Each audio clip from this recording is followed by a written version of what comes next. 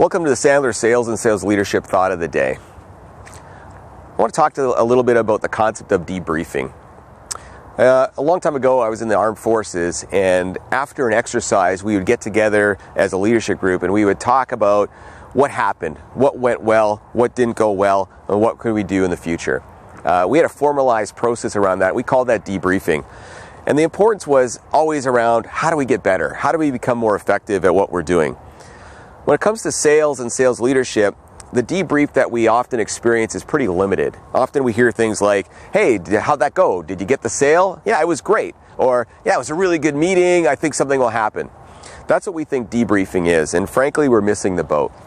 When we're talking about debriefing, we're talking about really what did we execute in the call?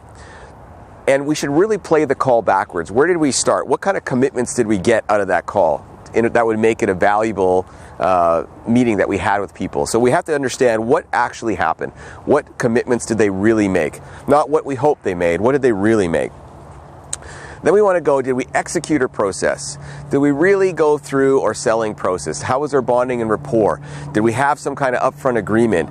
Did we ask any really good pain questions, right? And having people be able to self-evaluate their call or debrief it is really critical. As a sales leader, I want people who can self-coach. I want people who can look at things and go, how well did I really do? Not did I get a result like a sale, but how did I execute the process I was in at that moment in time? That's really the key piece. We want to make sure we're getting way more than, I think it was just a good call. We want to have actionable items come out of it. Make sure that debrief process is something that you do on a regular basis with your team if you're a sales leader. Get them in the habit of evaluating where they're at and then what they could learn from that action. What could they do better next time? And in a concrete format, not just in a generalized format.